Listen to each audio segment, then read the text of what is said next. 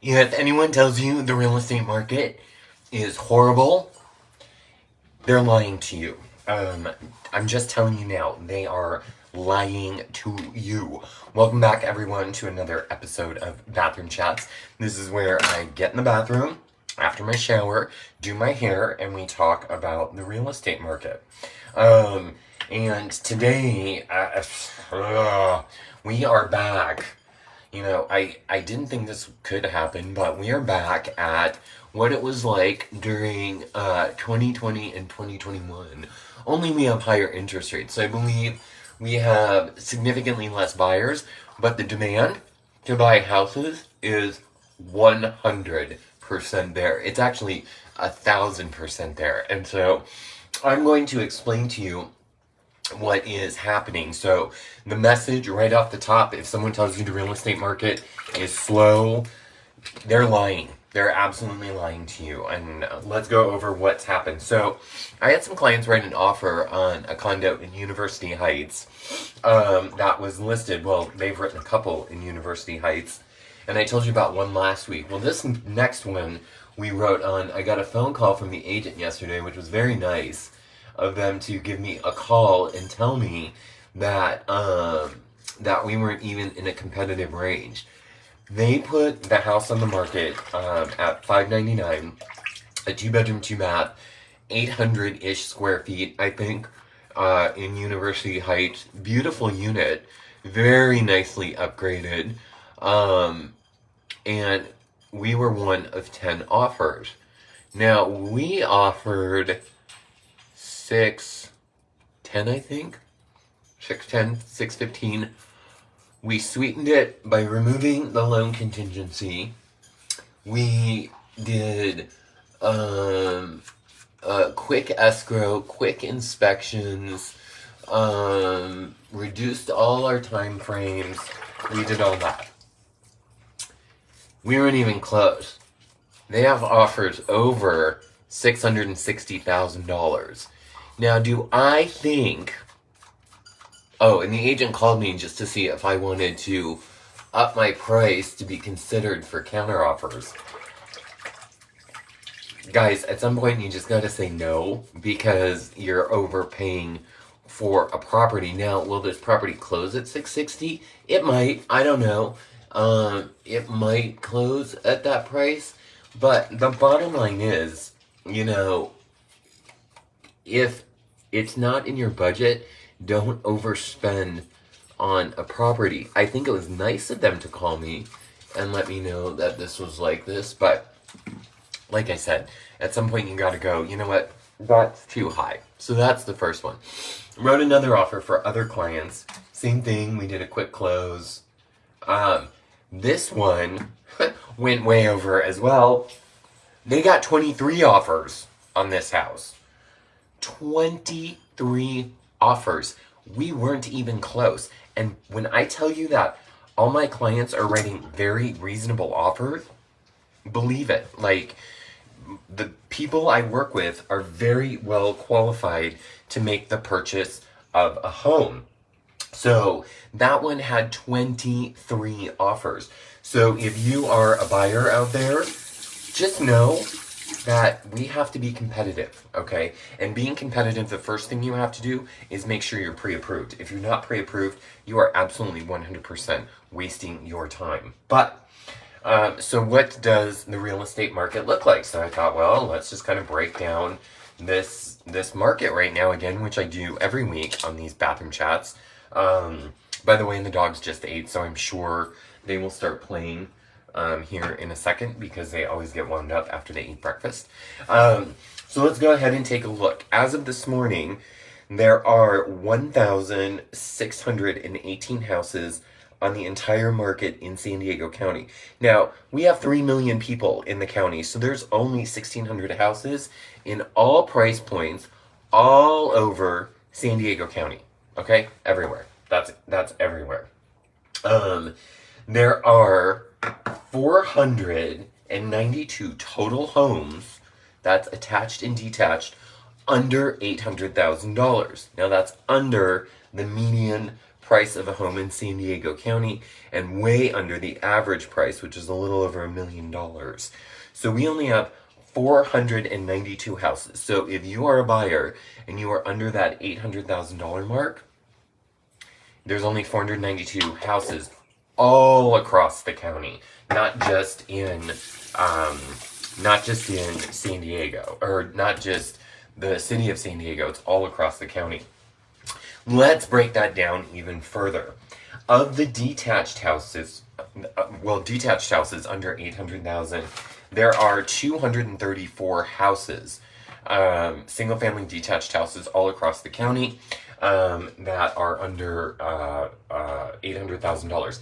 Many of the houses are in Fallbrook, Borrego Springs, Oceanside, and Escondido. Those are the areas, especially Borrego Springs, but Borrego Springs from here is, an hour and 40-minute drive. So if you did want to live in Borrego Springs, I would refer you to an agent out there, because that's quite a drive. But I mean, there's definitely houses under that price. They're under 600 there, actually. Now the attached under 800,000, that's 258 houses under 800,000 in the entire county of San Diego. Now let's take a look at 600, because this was the price point that I have several clients in, is that $600,000 mark.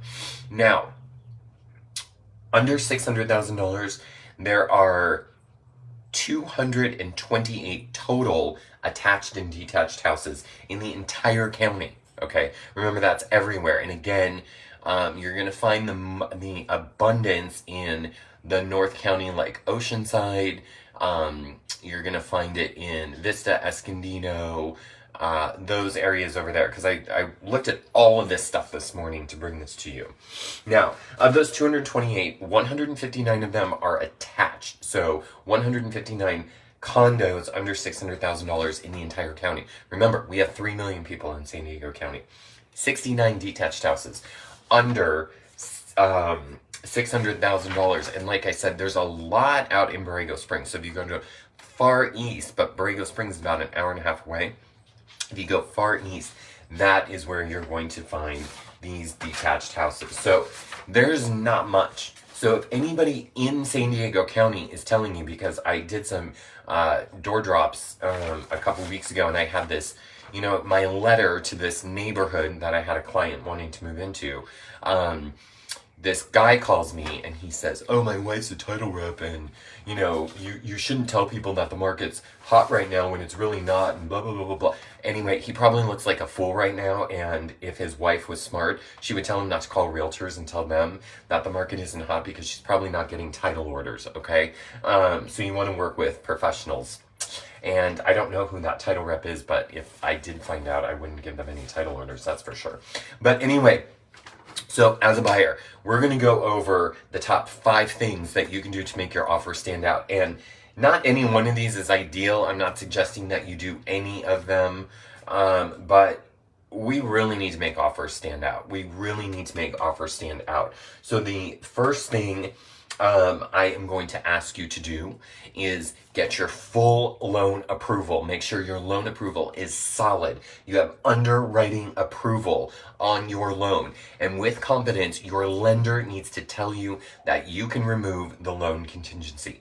With that, you are going to automatically be stronger on your offer, because you're removing that loan contingency. When we submit your offer, we are going to submit the contingency removal without the loan. Okay, so we're going to do that. Second thing is, and I'm not suggesting you do any of these things. These are some of the 5 best things. I've got about 25 things you can do. If you would like a copy of the 25, drop a comment below. I will be happy to send it to you, or to private message me, and I will email this to you. I think it's 25 things that you can do. One thing, offer to pay 5 to 10% over appraised value at a minimum. Now, here's the caveat with that.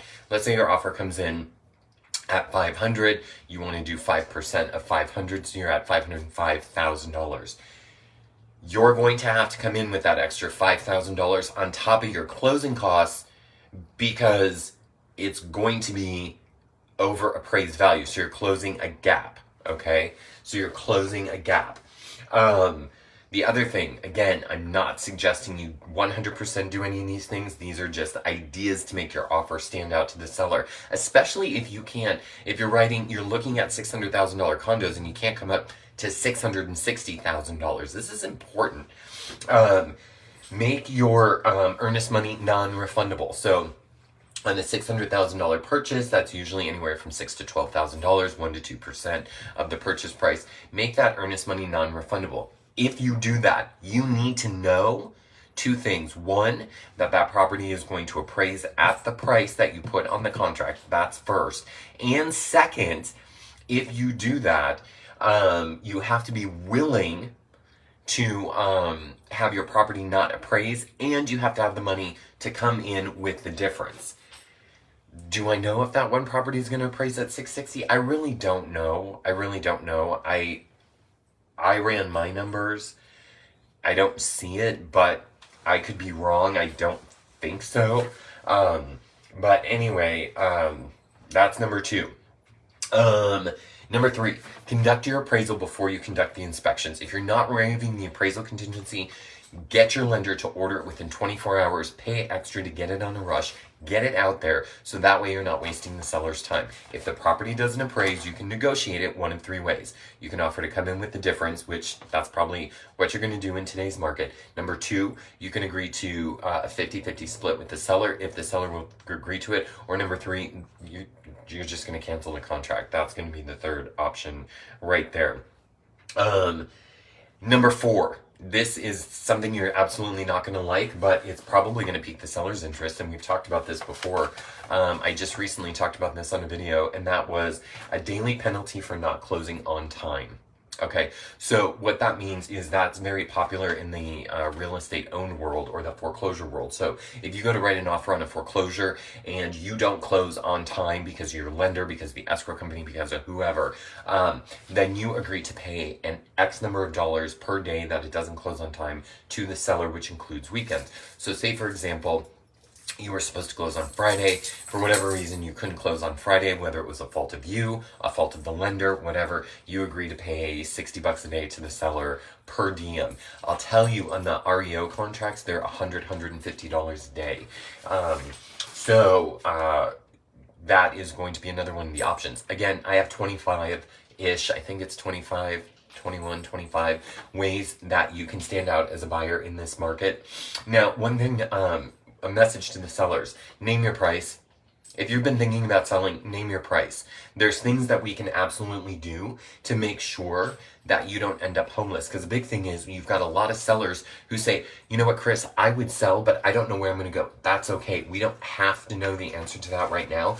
In all of these cases, and I mean, actually every offer I've pretty much written this year, we're offering seller carrybacks at 0 consideration, which means the seller gets to stay in the property up to 60 days. You can't go beyond 60 days, up to 60 days.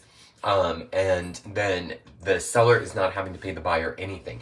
They're usually having to pay a minimal security deposit through escrow, but that's it, just to make sure you didn't take anything after the close of escrow. But that's minimal. You'll get that back upon you moving out of the property. So that's one option. The other option is we can help find a rental. If you're moving to another state, I've got a worldwide global network of realtors all over the United States that can help you, that can help relocate you as well. But sellers don't have to worry. So let's say you have the escrow period, which is, in this case, anywhere from 14 to 30 days, let's say it's 30 days, plus you have another 60 days. So if your property's in escrow, then you've got the 30 days, plus the extra 60, you've got 90. So you've really got about 45, 50 days to find a property, 30 days to close, 2-week overlap, you move, okay? So that's kind of what we're looking at. Now, as a seller, how do you prevent your property not canceling escrow with a buyer? First and foremost, pre-inspections on your home. I cannot stress this enough. Shell out the $1,000 if you've got a detached house. You're going to want the physical inspection, you're going to want the termite inspection, and you're going to want the sewer scope inspection, and probably a foundation inspection if the home inspector recommends it. This is on single-family detached houses. The reason for that is you're going to front-load the buyer with all those inspections. They're going to read all those inspections. You might not get 30 offers on the property, but you might get 5, but those 5 people are going to be solid because they've read those inspections. So that way you're going to front load everybody and you're going to do it with 0 requests for repairs. You are going to encourage them, however, to get their own independent inspections, and that is going to keep you out of court because you want to do that so there is 0 liability. Okay, that's number 1. Number 2, if you're in a condo, you want to at least get a physical home inspection and order the HOA documents up front at the time we sign the listing agreement. The reason you want to do that is because, again, you want to front load all of the buyers with all the inspections and disclosures and HOA documents as soon as possible. If there is something in there, let's say they have a dog that's 70 pounds, but your HOA only allows a 35-pound dog, you don't want to even take your house off the market for a minute, because then in the eyes of the new buyer, they're going to be like, well, what happened? I can tell people all day long it was because the buyer had a 70-pound dog and the HOA only allowed 35 pounds. But if we do that homework on the front end and all the buyers know that, then you're not going to get someone that's canceling, and you're not going to get an escrow falling apart, because the last thing you want is an escrow falling apart. The third thing we can do is we can have the buyers get pre-approved through our preferred lender. So basically what that is lender buyer talks to lender seller, they get together, make sure the borrower is completely qualified. Sometimes, in many cases, they don't even have to talk to the buyer. What they do is they just send over the DU approval, proof of funds, all those things, all that lender speak. They send all that stuff over. Seller's lender says yes with confidence, this person can close. No with confidence, this person can't close because they haven't gotten an approval. And so you might get, and that might be the other buyer's offer, which is the highest offer. So you have it in your head, you're going to get this ridiculous $600,000, $700,000, $800,000 offer, but at the end of the day, the highest offer can't close because they haven't been approved, but the one step down or 2 steps down with confidence can close for $750,000, let's say, instead of $800,000. At least you know that one's going to close. You don't want to run the risk of the other guy over here who's just writing an offer to take your home off the market. That's bad. Let's prevent these things from happening up front. This is what we call bulletproofing transactions. Okay, I'm going to get off my soapbox because I have a Zoom call at 9. So if you guys have any questions whatsoever, I like doing these because I want you to understand what's happening in the real estate market. And so if there's any negativity coming at you, like home prices are down. Remember, I used to work in the media. Hello, death, damage, and destruction. We like to tell you the bad things that are happening in the media. It's not bad. It's a hot housing market. By the way, if your house is sitting on the market, you got to figure out why, okay? Is it positioned correctly? Is it the marketing? Is it, is your agent doing enough open houses? Is your agent sending it out to everybody? Are they door knocking the community to invite people? Are they proactively prospecting for buyers for you? Are they doing all those things? In a lot of cases, they're not. So anyway, my love to you all. Have a great day, everyone.